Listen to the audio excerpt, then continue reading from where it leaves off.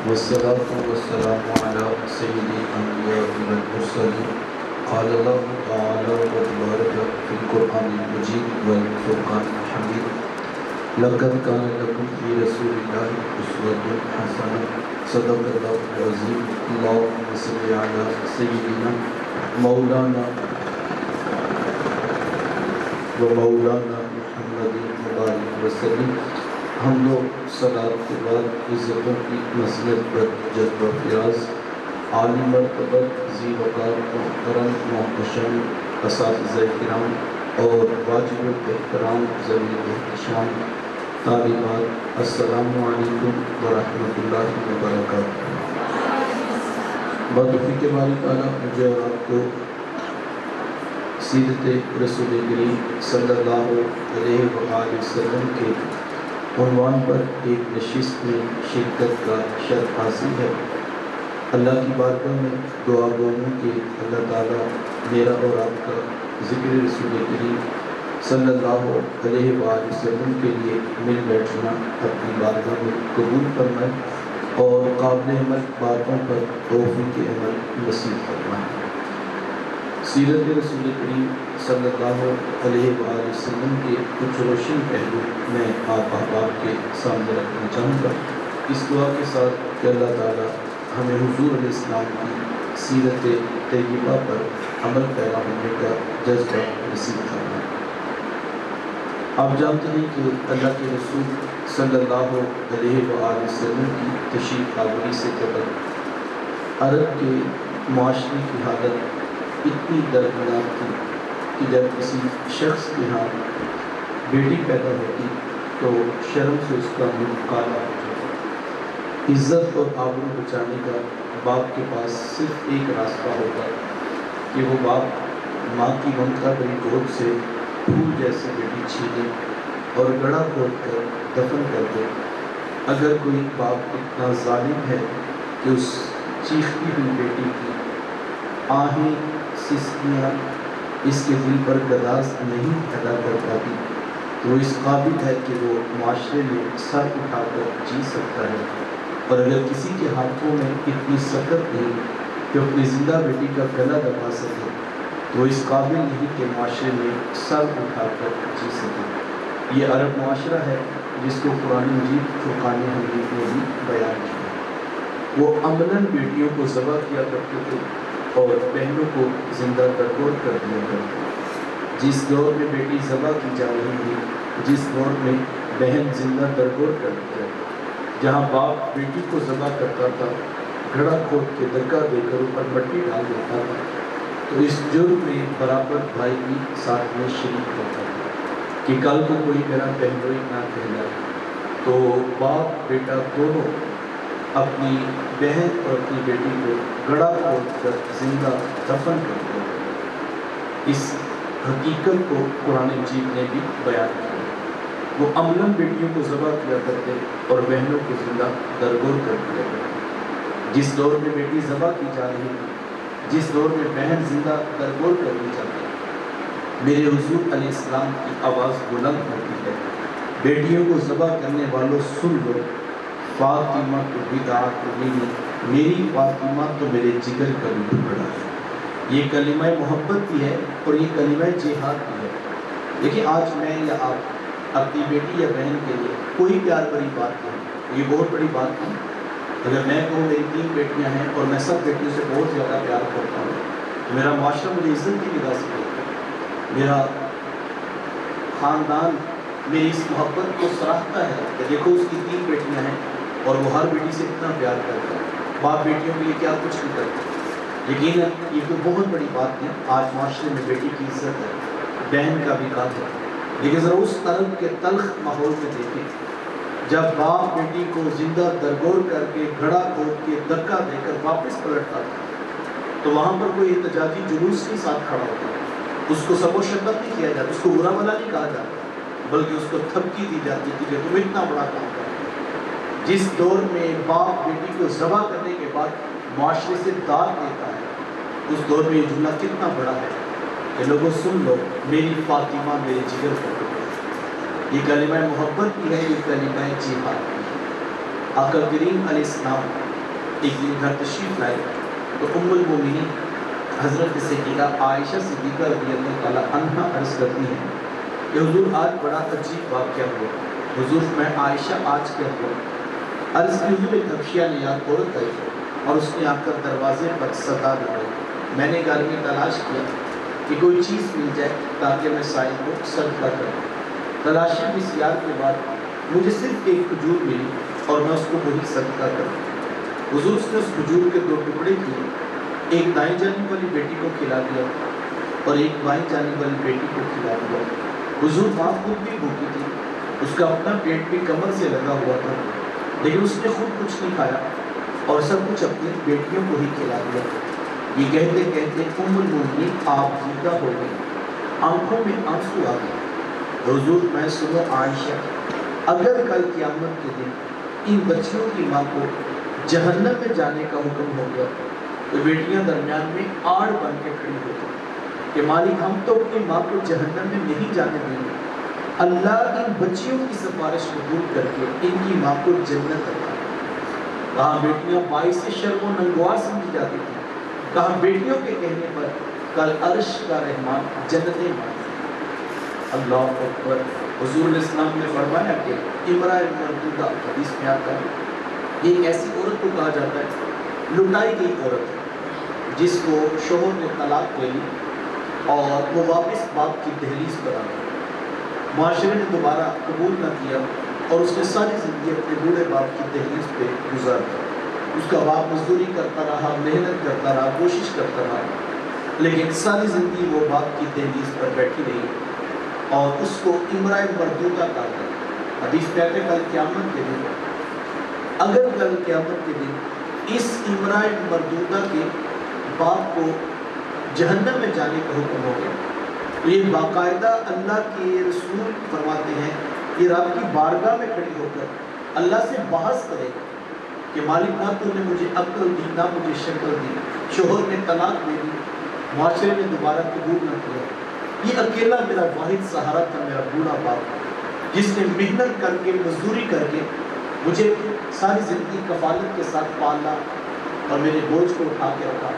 आज मैं तो इसको जहन्नम में नहीं जाने दूँगा। वो अल्लाह से बहस करेगी और अल्लाह ताला उसकी बात सुनने के बाद उसके बूढ़े बाप को जन्नत अता करेगा। गौर कीजिए कितनी बड़ी बात है। कहाँ बेटी ज़बा हो जाती, कहाँ गड़ा खोद के दफन कर दिया जाता और एक सांस जीने का भी हक नहीं था बेटी को। अल्लाह अकबर।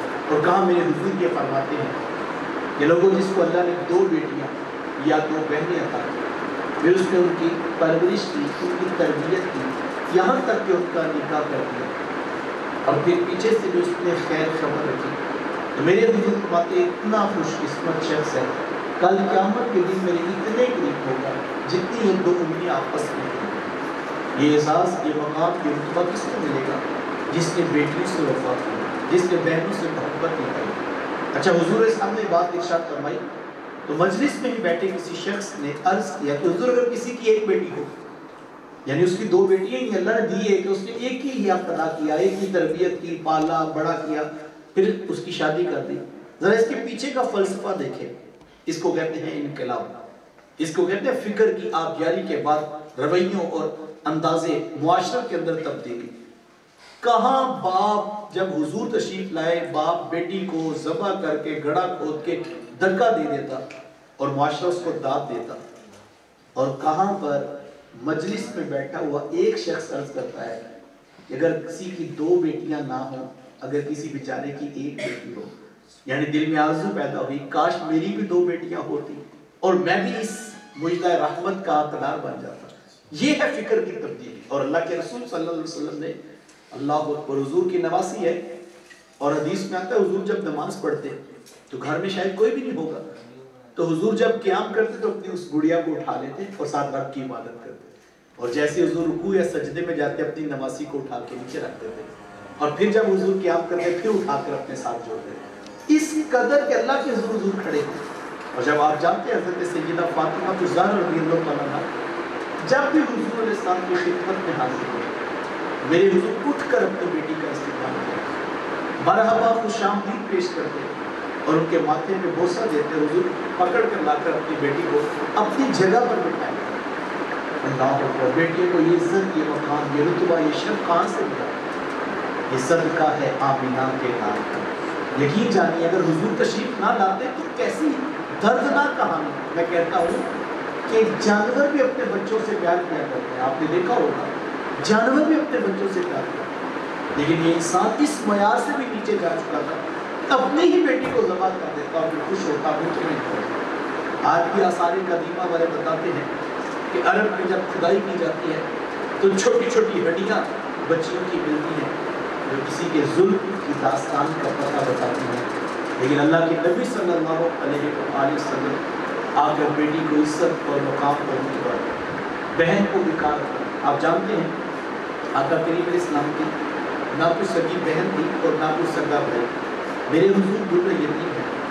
سینہ صدف میں اکیلے پرورش پانے والے موتی کو در یتیم کہا جاتا ہے.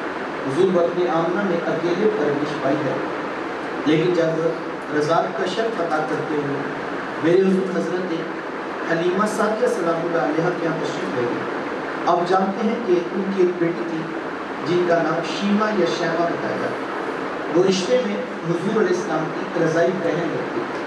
قبیلہ بنو سعد کے رواج کے مطابق شام کو جب مائیں کھانا پکانے لگتی تو بہنیں اپنے بھائی گود میں اٹھا کر باہر کھلے میدان میں لے آ گئی. یہ ہمارے دیہاتوں میں کلچر تھا، اب تو خیر نظام توڑ گیا کہ جب شام کو مائیں کھانا بنانے لگتی تو بہنیں اپنے ویر اٹھا کر گھر سے باہر کہیں لے آتی تاکہ ماں جو ہے وہ اچھے طریقے سے کھانا تیار کر سکے. تو بہنیں اٹھا کر اپنے بھائیوں کو باہر کھلے میدان میں لے آتی. اب ہر بہن کی گود میں اس کا بھائی ہے اور وہ اپنے بھائی کے حسن کے کسی پہ پڑے. اگر کسی کے بھائی کا رنگ کالا ہے تو وہ کہتی رنگ کالا ہے تو کیا ہوا، میرے بھائی کے نقوش دیکھیں کتنے خوبصورت ہے، اس کی اٹھی ہوئی ناک، اس کی جیل جیسی خوبصورت آنکھیں تو دیکھیں کتنی پیاری. تو وہ نقوش کو معیار حسن قرار دے. اور اگر کسی کے بھائی کا رنگ گورا چٹا ہوتا تو وہ کہتی جناب رنگ نہیں تو کچھ نہیں، حسن کو ہوتے سارا رنگت میں ہے، میرے بھائی کا رنگ دیکھیں کتنا گورا چٹا ہے. تو یہ بحث مباحثہ چل رہا ہوتا اور کوئی بہن بھی حال ماننے کو تیار نہ ہو. یہ جو چندہ ماموں کہا جاتا ہے یہ کسی بہن کے پیار کی ہی تو کہانی ہے کہ وہ اپنے بچوں کو بھی سکھاتی کہ میرا بھائی چاند جیسا ہے اور بچے چندہ ماموں کہتے ہیں. تو یہ ماں کا پیار اپنے بھائی کے ساتھ ہو تو یہ ایک نیا وجود جو ہے وہ تخلیقات میں آتا ہے اور جو ہے تخیلات کی دنیا میں محبت کے رنگ بڑھتے ہیں. اب یہ بحث مباحثہ چل رہا ہے، کوئی بہن ہار ماننے کو تیار نہیں. اتنے میں حضرت شیما بھی دوڑتی ہوئی آتی ہے اور اپنا سونا بھی محبت اٹھا کے آتی ہے اور کہتی ذرا میرے ویر کا مقابلہ بھی تو کرو نا. وہ کہتی نہیں شیما تیرے ویر کا مقابلہ تو نہیں نا، تیرا تو ساروں کا ہی سردار ملتا ہے. تو تمہیں آتا حضرت شیما کا سر فخر سے بلند ہو جاتا اور وہ حضور علیہ السلام کو سینے سے چمٹا دیتی اور ڈھیروں دعائیں دیتی. ربنا آبکی لنا محمد. وہ جو لوریاں حضور کو سناتی وہ حدیث کی کتابوں میں موجود، وہ اٹھا کر سینے سے چمٹا لیتی اور دعا دیتی ربنا آبکی لنا محمد. شاءاللہ میرے ویر محمد کو نظر آئے. آج میں دیکھ رہی ہوں بچوں کا سردار ہے، کل اپنی آنکھوں سے دیکھوں جوانوں کا بھی سردار ہے. زندگی کے لیل و نہار گزرتے گئے.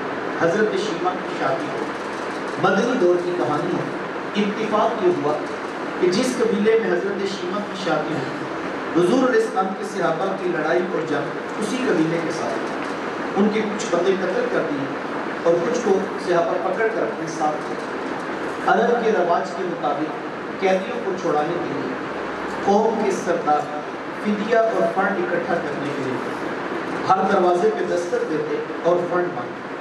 چلتے چلتے حضرت شیما کے بھی دروازے پر پہنچا. دستک دی تو پوچھا کون؟ کہا قبیلے کے سردار ہیں، فنڈ اکٹھا کرتے ہیں، تم بھی اپنا حصہ ڈالو. پوچھا یہ فنڈ کس پہ اکٹھا ہو، یہ رقم بھی جمع کی جا رہی؟ تو کہا کہ مدینے میں ایک شخص ہے ادعائی نبوت کرتا ہے، اس نے ہمارے لوگ پکڑ لیے ہیں اور ہم نے اپنے قیدی چھڑا لیا. تو پوچھا کہ اس کا نام کیا ہے؟ کسی کی زبان سے بے ساختہ نکلا محمد صلی اللہ علیہ وسلم. ایک عرصے کے بعد حضور علیہ السلام کا نام سنا تو آنکھوں میں آنسو آئے. کہا انہوں نے تمہارے بندے پکڑے؟ کہا ہاں انہوں نے ہمارے بندے. کہا پھر فنڈ اکٹھا کرنا چھوڑو، صرف مجھے ساتھ لے. کہا تم کیا کرو؟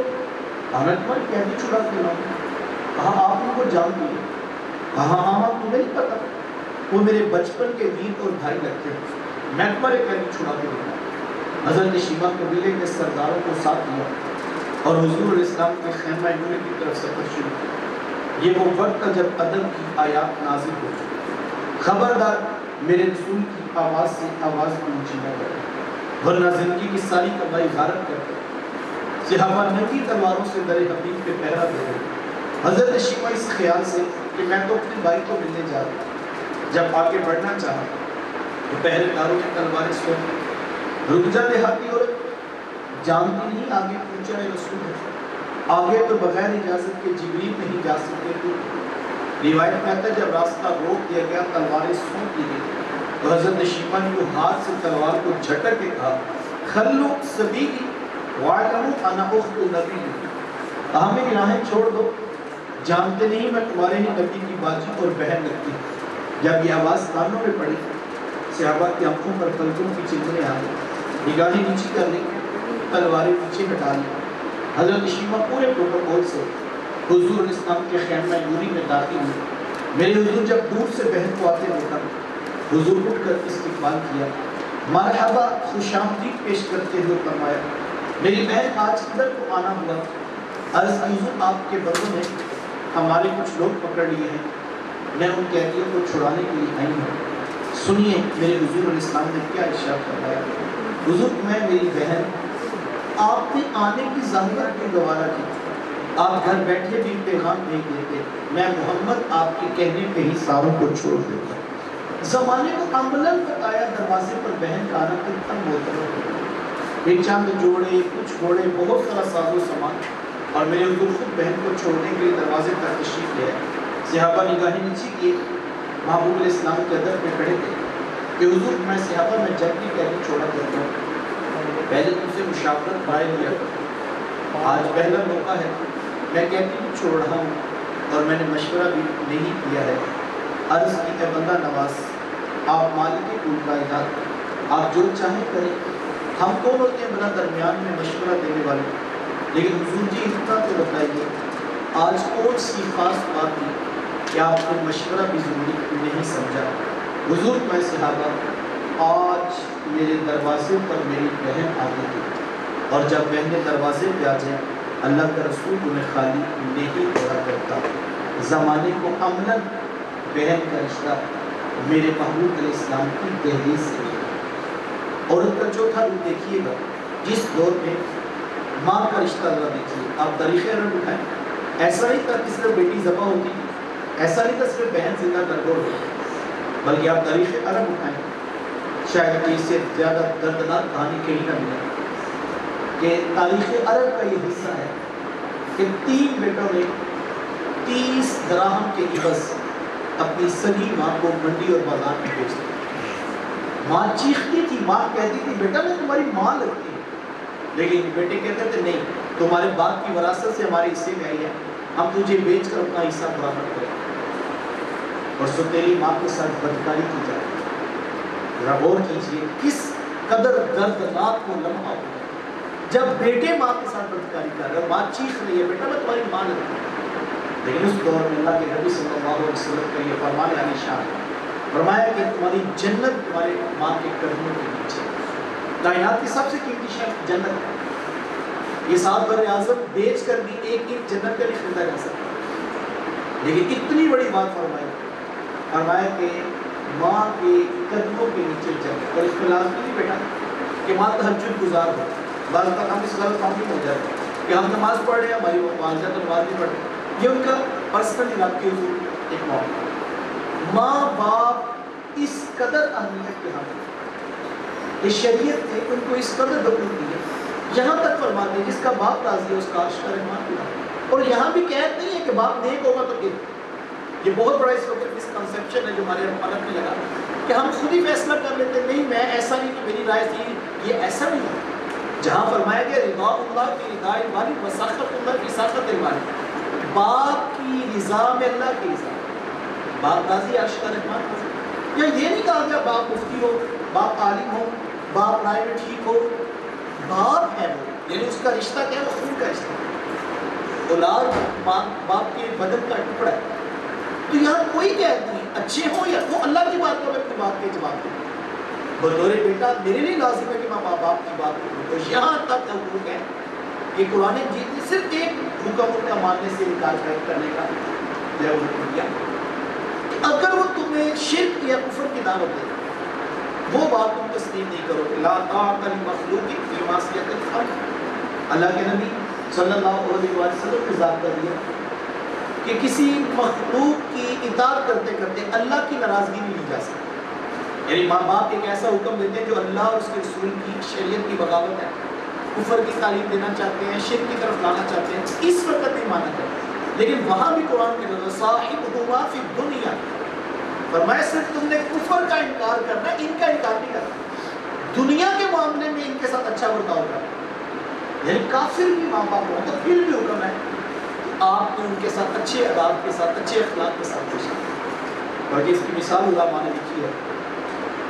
فرمایا کہ اگر مثال کے طور پر ماں بت پرست ہے تو ماں کہتی بیٹا مجھے بت خانے میں چھوڑا, تو بیٹا ماں کی بات نہیں مانے چونکہ اللہ کے حکم کی نافرمانی. لیکن اگر ماں بت خانے سے پیغام بھیجے کہ بیٹا مجھے گھر چھوڑو, اب اس کا حکم مانا جائے گا چونکہ اب وہاں سے ادھر آ. اس حد تک جو ہے وہ نازل ہے. اللہ کے نبی صلی اللہ علیہ وسلم ایک دن نماز پڑھانے آئے. آپ نے کہا صحابہ نے اس کا حضور اسلام کا استقبال کیا, محبتوں برا یہ ہجوم دیکھا, آنکھوں میں آنسو آ گیا.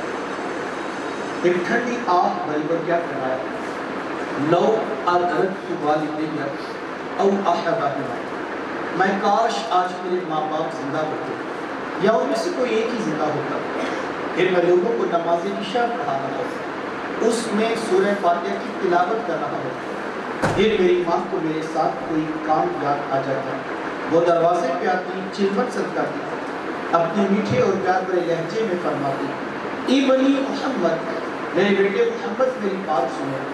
کہا لوگوں میں نماز کا مصلی چھوڑ کر ماں کی بات کو سنو. اس حد تک حکم شرع. میں اور آپ دیکھیں ہم کہاں پہ ہم تو یہ 6 انچ کی سکرین سے اپنی نظر ہٹا کر ماں باپ کی بات سننے کے روانہ ہیں. ویسے ہم عاشق رسول ہیں اور ہم ہر طرح کا محبت نامہ حضور اسلام کے لیے عقیدت نامہ رکھتے ہیں, لیکن ہمیں اپنے رویے میں تھوڑی سی اصلاح کرنے کی ضرورت ہے. اللہ کے نبی صلی اللہ علیہ وسلم نے چوتھی بات, میرا خیال شاید مصیبت ہے, چوتھی بات میں ضرور کروں گا. ایک لمحے میں دیکھیں جس دور میں بیٹی ذبح کی جا رہی ہے, جس دور میں بہن زندہ درگور کر دی جاتی ہے, جس دور میں ماں جیسا رشتہ بھی